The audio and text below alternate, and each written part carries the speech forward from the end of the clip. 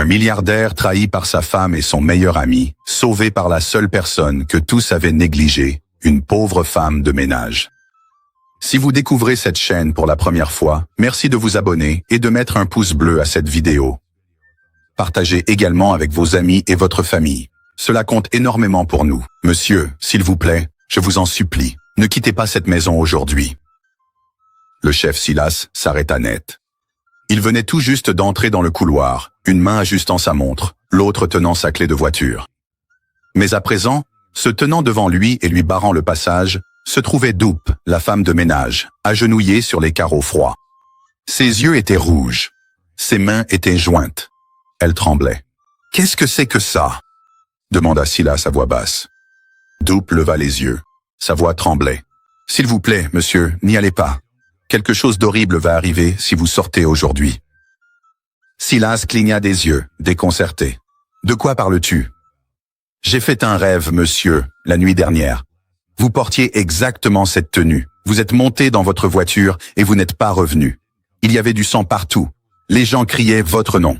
Je vous en prie, n'y allez pas. » Silas la regarda fixement. L'air dans la pièce semblait soudain différent, immobile, lourd. Ce n'était pas un de ces rêves dramatiques qui faisaient rire les gens. Doupe avait l'air vraiment terrifié. Son téléphone vibrait dans sa poche. Encore Toby. Il était déjà en retard à la réunion des investisseurs. Tout reposait sur cet accord, des milliards. « Lève-toi », dit Silas d'une voix basse. « Ce n'est pas le moment. »« S'il vous plaît, monsieur », murmura-t-elle en appuyant ses mains sur le sol. « Je sais que je ne suis qu'une servante, mais je ne pouvais pas me taire. Si je te laisse partir et qu'il arrive quelque chose, je ne me le pardonnerai pas. » Juste à ce moment-là, des talons résonnèrent dans l'escalier. « Madame Morayo. » Elle descendit lentement, la robe étroitement nouée autour de sa taille, le visage déjà rayonnant du maquillage précoce. Elle s'arrêta quand elle vit Doupe sur le sol. « Que se passe-t-il exactement ici ?» demanda-t-elle froidement. « Elle dit que je ne devrais pas quitter la maison », répondit Silas, sans quitter Doupe des yeux. Morayo descendit et croisa les bras. « Pourquoi ?» Doupe ne bougea pas. « Maman, j'ai fait un rêve, très clair. S'il quitte cette maison aujourd'hui, il ne reviendra pas vivant. » Morayo se moqua. « C'est pourquoi je t'ai dit qu'il fallait laisser partir cette fille. Elle s'est transformée en prophétesse. »« Morayo, » commença Silas. « Non, laisse-moi parler, » rétorqua-t-elle. « Tu as une réunion importante ce matin. Il y a de l'argent en jeu. Des contrats attendent. Et maintenant, une femme de ménage t'empêche de réaliser tes rêves absurdes? Tu plaisantes. » Doupe baissa la tête encore plus bas.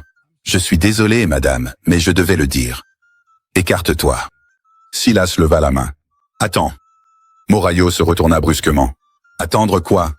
Il resta silencieux. Ses yeux étaient toujours fixés sur Doupe. Il y avait quelque chose dans sa voix, quelque chose d'honnête. Elle ne bégayait pas. Elle n'essayait d'impressionner personne. Elle avait l'air de quelqu'un qui venait de voir quelque chose qu'elle ne pourrait plus jamais oublier. Puis cela arriva, ce sentiment, cet avertissement silencieux au fond de sa poitrine. Aucun bruit, aucun drame, juste une forte impression. Si tu sors aujourd'hui, tu le regretteras. Silas fit un pas en arrière. Il marcha lentement jusqu'à la table basse, posa sa clé de voiture à côté de son téléphone et se détourna de la porte. « Je n'y vais pas », souffla Doupe doucement, toujours à genoux. La bouche de Morayo s'ouvrit de stupeur. « Tu ne fais pas quoi ?»« Je n'y vais pas. Pour l'amour de Dieu, Silas. J'ai dit que je n'y vais pas. » Silas entra dans le salon et s'assit, les mains croisées devant lui, fixant les carreaux de marbre comme s'il détenait les réponses. Morayo secoua la tête, incrédule. « Tu laisses cette fille te manipuler à cause d'un simple rêve ?»« Elle ne me manipule pas, » répondit-il calmement. « Il y a juste quelque chose qui ne va pas. » Morayo poussa un sifflement agacé, se retourna et remonta les escaliers en maugréant. Doupe se leva lentement, s'essuya le visage et prit le verre d'eau qu'elle avait laissé plus tôt sur la table. Ses mains tremblaient encore. Et Silas ? Il resta assis là en silence, se demandant pourquoi son cœur battait aussi vite et pourquoi la peur dans les yeux de cette fille lui semblait plus réelle que tout ce qu'il avait ressenti depuis des années. Ce qu'il ne savait pas, c'est que ce n'était que le début. Le chef Silas Adeyemo n'était pas seulement riche. Il était respecté. Il ne courait pas après la célébrité sur les réseaux sociaux. Pas de bruit inutile. Pas d'interviews tapageuses, ni de fêtes d'anniversaire extravagantes. Mais dans tous les cercles de l'immobilier à travers le Nigeria, son nom avait du poids. Il était copropriétaire de l'une des sociétés de promotion immobilière les plus puissantes de Lagos, Crestrock Real Estate Group, aux côtés de son meilleur ami de longue date et associé, Toby Onashila. Ensemble, ils ont bâti l'entreprise à partir de rien, depuis l'époque où ils passaient des appels à froid sur un unique ordinateur portable dans un petit bureau à Yaba, jusqu'à aujourd'hui où ils signent des contrats fonciers de plusieurs milliards de naira à Banana Island et Maitama. Silas était la stratégie. Toby était le showman. Silas était calme, calculateur, un auditeur capable de lire le silence. Toby était charmant, agressif, un preneur de risques qui savait toujours comment vendre un rêve. Les gens admiraient leur amitié, la façon dont ils se comportaient comme des frères de sang. Mais seul Silas savait que derrière les rires, derrière les coupes de champagne, derrière chaque contrat, ils n'avaient rien en commun. Pourtant, l'entreprise prospérait, l'argent coulait à flot, la vie était douce. Et puis, il y avait la maison. Aux yeux du monde, Silas avait tout, une belle épouse, Morayo, mince, éblouissante, toujours rayonnante comme en couverture de magazine, un manoir moderne à Lekki avec une salle de sport que personne n'utilisait, des bougies parfumées importées dans chaque pièce et assez de chaussures de créateurs pour ouvrir une boutique. Ils formaient le couple idéal, toujours assorti au mariage, toujours souriant sur les photos d'anniversaire, recevant sans cesse des compliments du genre « Dieu vous a vraiment bénis tous les deux, vous êtes parfaits ensemble ». Mais derrière les portes closes, c'était une toute autre histoire. Silas avait épousé Morayo par amour, un véritable amour. Il l'avait rencontrée dans un magasin de décoration de luxe à Sixth. Elle était venue acheter des coussins décoratifs. Lui, il était venu pour un nouveau fauteuil. Elle lui avait demandé si le bleu marine allait avec le gris, et il avait répondu sans hésiter. Elle avait ri. Il lui avait demandé son numéro. La suite s'est déroulée très vite. Mais l'amour n'est pas resté. Dès leur deuxième année de mariage, c'était évident. Morayo ne se souciait pas de la compagnie. Elle se souciait du confort. Elle ne cuisinait pas. Elle ne faisait pas le ménage. Elle ne voulait pas de questions. Elle voulait de l'espace et elle détestait les femmes de ménage. En moins d'1 an, elle en avait renvoyé 6, toutes pour les mêmes raisons. Elle ouvrait les rideaux trop grands. Elle respirait trop fort en passant la serpillière. Elle marche comme une femme du marché. À chaque fois, Silas rentrait à la maison et voyait un sac prêt à partir et un nouveau nom. Il a essayé de se plaindre une fois. « Je ne dirige pas une école », répliqua sèchement Morayo. « C'est ma maison. Si je n'aime pas quelqu'un, il s'en va. » Alors Silas a cessé de discuter. Il s'est concentré sur le travail, sur l'argent, sur la paix. Puis, un vendredi après-midi, la dernière femme de ménage est partie sans prévenir. Silas est rentré du travail pour trouver son déjeuner froid et ses vêtements non pliés. Le salon était silencieux. Sa femme dormait dans la salle de spa. Plus tard dans la soirée, Morayo annonça « J'en ai trouvé une nouvelle, elle arrive demain ». Et c'est ainsi que Doupe est entrée dans la maison. Silencieuse, petite, à la peau brune, les cheveux soigneusement tressés en nattes collées, elle portait une robe simple et des chaussons plats. Pas de boucle d'oreille, pas de drame. Elle salua tout le monde correctement et se mit directement au travail. En quelques heures, elle avait balayé, passé la serpillière, nettoyé les toilettes des invités et rangé le garde-manger sans qu'on le lui demande. Elle n'a rien demandé. Elle n'a touché à rien qui ne lui appartenait pas. Elle se déplaçait comme quelqu'un qui ne voulait pas être remarqué. Mais Silas la remarqua, non pas d'une mauvaise manière, mais d'une manière curieuse, parce qu'elle était différente. La plupart des femmes de ménage regardaient trop la télévision, bavardaient, et faisaient semblant d'être occupées. Doupe ne l'a pas fait. Elle s'est levée avant le lever du soleil. Elle repassait les vêtements comme si elle avait été formée dans un hôtel. Elle a nettoyé les fenêtres sans qu'on lui dise. Même Morayo, qui ne complimentait jamais personne, admit un soir, elle n'est pas aussi agaçante que les précédentes. C'était le plus grand compliment que Silas ait jamais entendu de la part de sa femme. Les jours passèrent. Les semaines passèrent. Un soir, Silas rentra du travail et trouva la maison étincelante, la nourriture chaude, les vêtements pliés et le silence reposant paisiblement dans le salon. Personne ne criait. Aucune plainte, juste du calme. Il regarda Doop une fois et pensa en lui-même. Enfin, quelqu'un qui apporte vraiment la paix dans cette maison. Mais ce que Silas ne savait pas, c'est que la paix n'avait jamais été la raison pour laquelle Doop était entré dans sa vie. Silas s'assit dans le salon sans dire un mot. Son téléphone était sur la table, ses clés de voiture à côté. La maison était silencieuse, à l'exception du doux bourdonnement de la climatisation. Il aurait déjà dû être au bureau, à serrer des mains, conclure des contrats, sourire aux photographes. Au lieu de cela, il restait immobile, fixant le vide, avec l'impression d'avoir échappé à quelque chose qu'il ne pouvait pas expliquer. Sa poitrine était lourde. L'image de la femme de ménage à genoux repassait dans sa tête, tremblante, suppliant, pleurant que s'il sortait ce matin-là, il ne reviendrait pas vivant.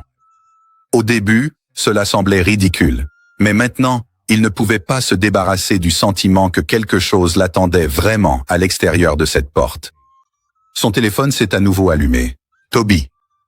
Silas soupira et décrocha. « Mec, » dit Toby d'une voix aiguë. « Que se passe-t-il? Tu n'es pas venu. Les investisseurs sont furieux. »« J'ai dû annuler, » dit Silas à voix basse. « Tu as dû annuler? Annuler quoi? Tu sais ce qui était en jeu aujourd'hui? Ce contrat? » Silas, ce contrat valait de l'or. « Je sais, » répondit-il d'une voix monotone. « Qu'est-ce qui se passe? » demanda à nouveau Toby. « Parle-moi. » Silas hésita. Il ne savait pas comment l'expliquer. Il ne le comprenait pas lui-même. Mais avant qu'il ne puisse répondre, un autre appel arriva. L'écran afficha « Secrétaire de bureau, Funmi ». Il prit l'autre appel. « Allô? Monsieur ?» Sa voix tremblait. « C'est Gun, votre chauffeur. Il a eu un accident. » Silas se redressa d'un coup. « Quoi? » Le pont du 3e continent. Un camion a perdu le contrôle, a percuté votre voiture, la même Lexus que vous utilisez d'habitude. Elle a fait des tonneaux. Il est à l'hôpital, inconscient. Nous pensions que vous étiez dans la voiture. Silas abaissa lentement le téléphone et fixa le sol. La même voiture. La même route. Exactement à l'heure où il était censé partir. Il ne bougea pas, ne parla pas, resta simplement assis là, repassant l'image dans sa tête. Et s'il n'avait pas écouté? Et s'il avait ignoré l'avertissement? Le silence dans la maison devint soudain assourdissant. Le bruit de pas interrompit ses pensées. Morayo apparut dans le couloir, sa robe encore nouée, son téléphone à la main. « Alors, tu vas juste rester assise ici toute la journée ?» demanda-t-elle. Silas ne la regarda pas. « Il y a eu un accident. » Elle haussa un sourcil. « D'accord. Segun a pris la voiture. Un camion l'a percuté. La voiture a disparu. » Sa main se figea au milieu du parchemin. Puis, « Et tu crois que ça veut dire quoi? Je pense que si j'étais sorti, je ne serais peut-être pas là. » Elle s'est moquée. « Alors, maintenant, tu transformes ça en histoire spirituelle? Des accidents arrivent tous les jours à Lagos. » Silas la regarda. « Tu n'es même pas secoué. Pourquoi le serais-je? Tu es là, n'est-ce pas? » Il fixa son visage, calme, froid. Aucun signe d'inquiétude, aucune trace de soulagement. Cela provoqua un mouvement dans sa poitrine. « Je la garde, » dit-il. Morayo fronça les sourcils. « Qui garder? La bonne.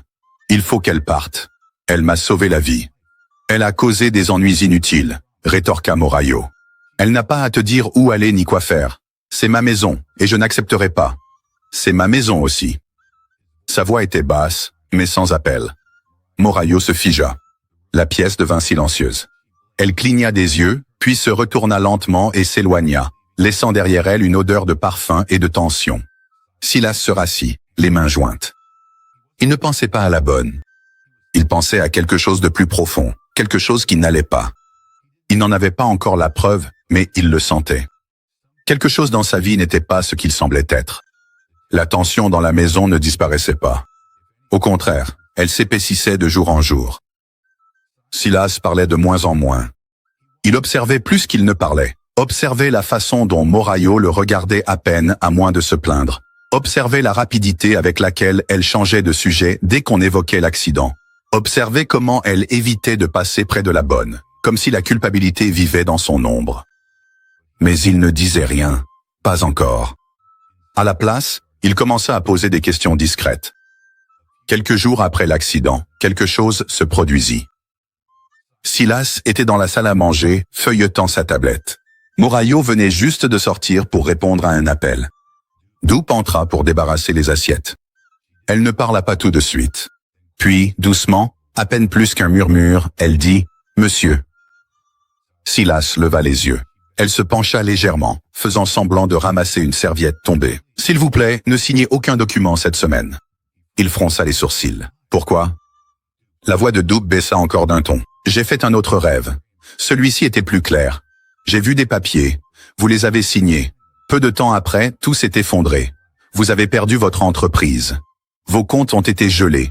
Il y avait des policiers. Monsieur, vous étiez menotté. » Silas se raidit sur sa chaise. Elle ajouta, « Si vous signez un document cette semaine, vous ne perdrez pas seulement votre argent. Vous risquez aussi de finir en prison pour quelque chose que vous n'avez même pas fait. » Avant qu'il ne puisse poser d'autres questions, Morayo revint dans la pièce. Doupe prit le plateau et sortit discrètement. Mais les mots restèrent. Ils ne firent pas que rester, ils s'enfoncèrent profondément. Silas ne l'oublia pas. 2 jours plus tard, Toby est venu à la maison. Il est apparu avec son air bruyant habituel, des ondulations brossées, une eau de Cologne fraîche et un grand sourire. « Mon gars !» cria-t-il en tirant Silas dans ses bras. « Homo, Dieu merci, tu n'es pas monté dans cette voiture. C'était brutal. » Silas fit un petit sourire. « Laisse-moi deviner, » continua Toby. « Cette servante est toujours là, celle qui a donné la prophétie ce matin-là ?» Silas hocha la tête. Toby rit. « Homo, toi aussi, depuis quand tu commences à écouter les rêves ?»« Je n'ignore plus les avertissements, » répondit calmement Silas. Toby haussa un sourcil mais n'insista pas. « N'oublie pas que l'affaire de Dubaï est toujours en cours. Il ne manque plus que ta signature. » Silas hocha la tête. « Envoie les documents. » Toby sourit largement. « C'est ce que j'aime entendre. » Mais plus tard dans la nuit, lorsque les documents arrivèrent et que Silas ouvrit le dossier, son corps se tendit. Quelque chose n'allait pas. Les chiffres semblaient incorrects. La valeur du terrain proposé était inférieure à ce qu'ils avaient initialement discuté. Le compte étranger indiqué sur la page de paiement, il ne le reconnaissait pas. Puis il se souvint. « S'il te plaît, ne signe aucun document cette semaine. Tu pourrais finir en prison pour quelque chose que tu n'as même pas fait. » Silas ne le signa pas. Il referma le dossier et le verrouilla dans son tiroir. Une enquête discrète s'ensuivit. Il contacta un ami dans la finance et ce qu'ils découvrirent était pire que prévu. Toby détournait des fonds de l'entreprise vers des comptes offshore privés depuis plus de 2 ans, de grosses sommes dissimulées sous de faux noms de projets. Tout cela orchestré avec soin, comme quelqu'un qui n'avait jamais eu l'intention de se faire prendre. Ce n'était pas seulement une trahison, c'était criminel. Et Silas n'était pas seulement trahi dans les affaires.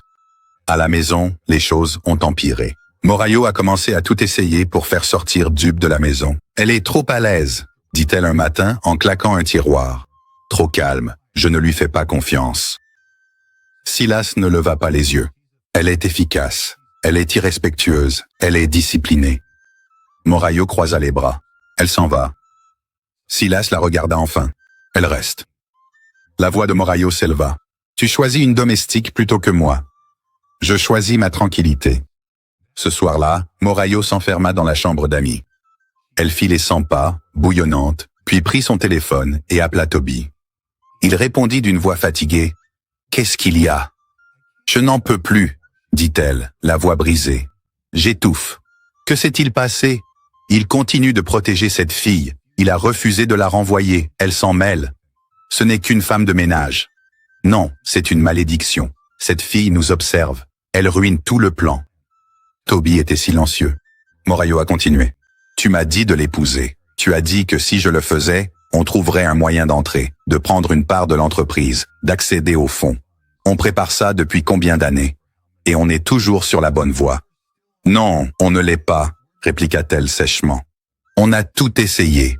Tu as même envoyé ces garçons ce soir-là pour l'intercepter sur Admiralty. Tu te souviens? » « Je m'en souviens.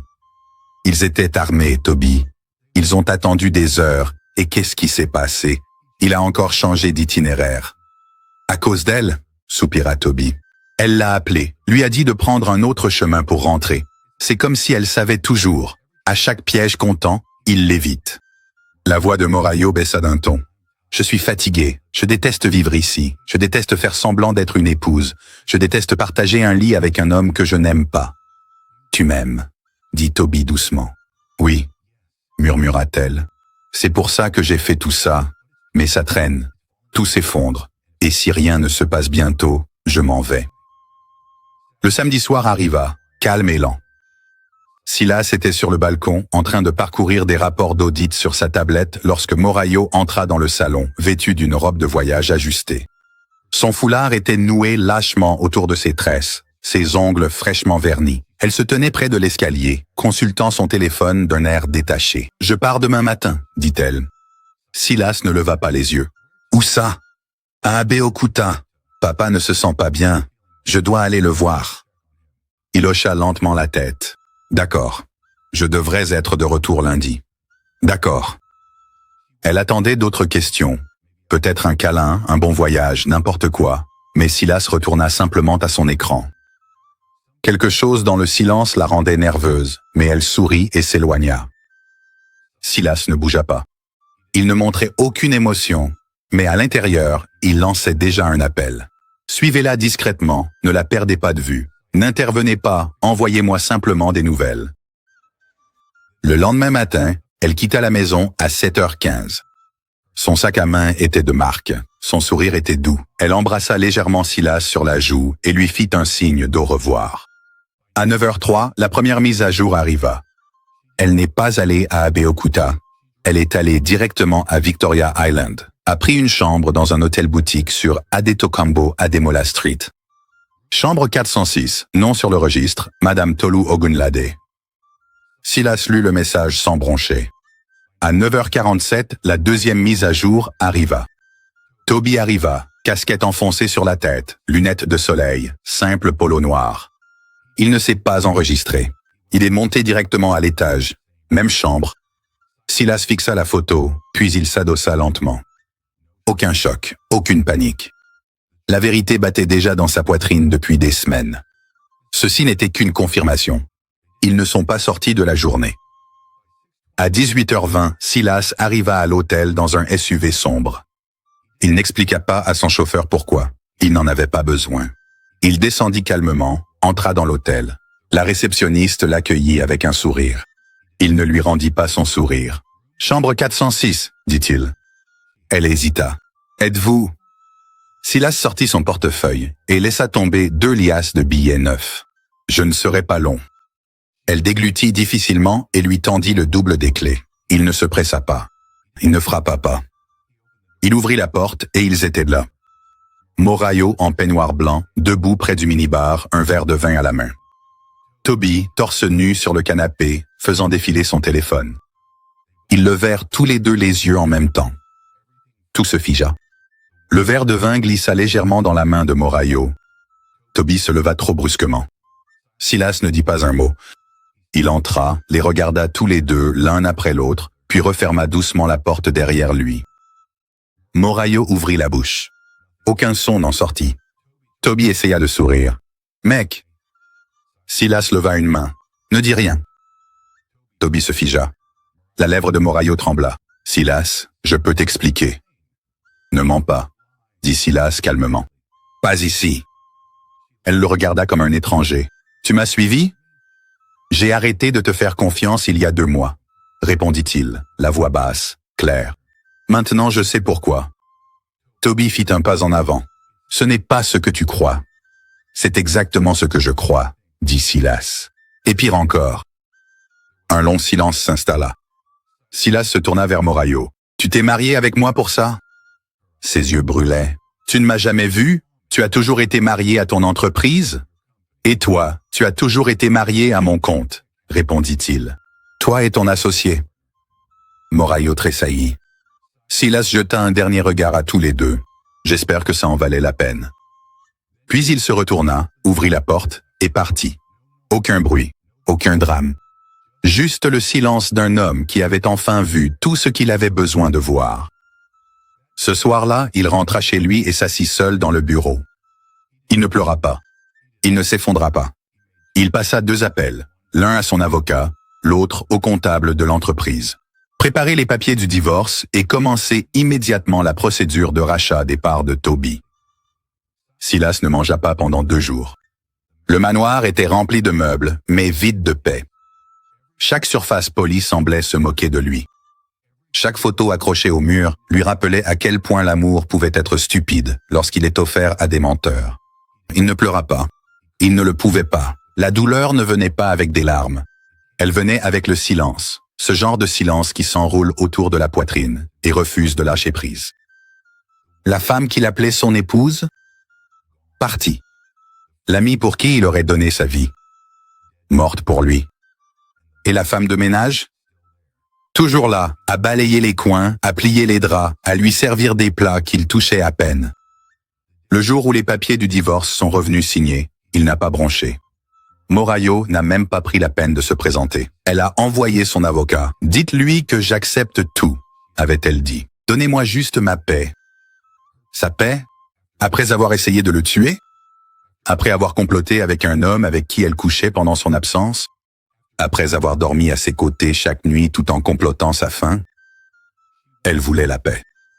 Silas signa les papiers d'une main ferme, mais le feu dans sa poitrine était une autre histoire. Il est retourné à la maison cette nuit-là et s'est assis seul dans le noir. Le lustre était allumé, les rideaux étaient ouverts, mais la maison ressemblait à un cercueil. Il avait tout mais rien, et c'est à ce moment-là qu'elle est entrée. Doupe. Elle n'a pas frappé. Elle n'a pas marché sur la pointe des pieds. Elle est entrée dans le salon comme la lumière entre dans l'obscurité, silencieusement, mais impossible à ignorer. « Je pars demain », dit-elle, sa voix douce mais ferme. Silas leva les yeux du canapé. Sa gorge se serra. « Pourquoi ?» demanda-t-il. Elle ne cligna pas des yeux. « Ma mission ici est terminée. » Silas la fixa du regard. De toutes les personnes dans sa vie, c'était celle qui ne mentait pas, celle qui voyait les pièges et ne se taisait pas, celle qui risquait son travail, son confort, voire sa vie pour lui. « Tu n'es pas obligé de partir, » dit-il, et cette fois, sa voix se brisa un peu. « Tu es la seule personne qui ne m'a pas blessé. »« Je sais, » répondit-elle doucement, « mais je n'ai pas été envoyé pour rester. J'ai été envoyé pour sauver. » Silas se leva lentement et s'approcha d'elle. Son cœur était lourd. Il ouvrit la bouche pour parler, mais aucun son n'en sortit. Alors, c'est elle qui reprit la parole. « Si tu avais signé ce document, » dit-elle doucement, « tu aurais perdu ton entreprise, ton nom, ta liberté. Tu serais allé en prison pendant que ceux qui avaient planifié ta mort restaient libres et s'embrassaient au petit déjeuner. » Sa mâchoire se crispa. Elle prit une profonde inspiration. « Mais tu n'as pas signé, tu es resté, tu as écouté. Cela veut dire que tu es prêt. » « Prêt pour quoi ?»« À recommencer, » dit-elle. Cette fois, les yeux ouverts. Ils se regardèrent dans les yeux. Puis Doupe fit quelque chose d'étrange. Elle sourit.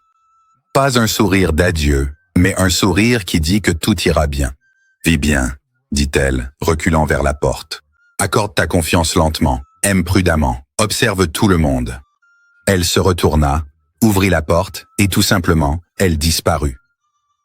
Silas resta longtemps dans l'embrasure de la porte, le vent le frôlant comme un murmure. Il ne la poursuivit pas.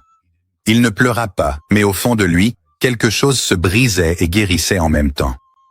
Il retourna dans le salon, prit le cadre de lui et Morayo, le jour de leur mariage, le fixa pendant 5 secondes, puis le fracassa contre le sol. Le verre vola en éclats, tout comme le mensonge. Il se pencha, ramassa un éclat et regarda son propre reflet dedans. Blessé, meurtri, éveillé, et pour la première fois depuis longtemps, il sourit. Pas parce que tout allait bien, mais parce que la tempête était enfin passée, et qu'il y avait survécu. Il fallut 1 an, une année entière de silence, de recommencement, de reconstruction d'une vie qui avait été bâtie sur la trahison. Silas se consacra entièrement à Crestrock. Il restructura l'entreprise de fond en comble, nettoya la pourriture, remplaça chaque personne qui s'était autrefois inclinée devant Toby. Il ouvrit une nouvelle succursale à Abuja, embaucha de jeunes esprits, refusa les pots de vin, se détourna des affaires douteuses, devint l'homme qu'il aurait aimé être plus tôt. Et avec le temps, les cicatrices commencèrent à s'estomper. Il recommença à se promener. Il recommença à manger avec joie.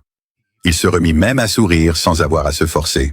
Et lorsque l'amour frappa à nouveau à sa porte, ce ne fut pas avec fracas.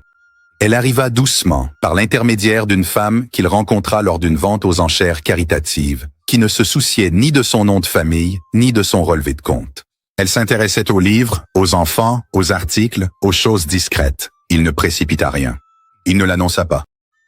Mais lorsqu'il lui prit la main un soir sous les étoiles, il sut que cette fois, c'était vrai. Quelque part de l'autre côté de la ville, une petite voiture noire s'arrêta devant un duplex aux piliers fissurés et à la tension palpable dans les murs. Doop descendit de voiture, vêtu d'une robe simple et de chaussures plates, les cheveux soigneusement attachés, le visage serein. Elle sonna à la porte. Une femme à l'air fatigué ouvrit, les yeux gonflés d'avoir pleuré des jours entiers. La femme avait l'air perdue. « Vous êtes l'avocate ?»« Non, » répondit Doop. « Je suis la femme de ménage. » Dans cette maison, le mari était sur le point de jeter son mariage à cause d'une secrétaire qui avait pris toute la place dans sa vie. La femme le savait, l'homme niait. Le mariage était en train de mourir, mais Doop était arrivé. Et partout où elle entrait, les mensonges disparaissaient et la vérité émergeait. Merci d'avoir regardé. À bientôt pour notre prochaine histoire captivante. Au revoir pour l'instant.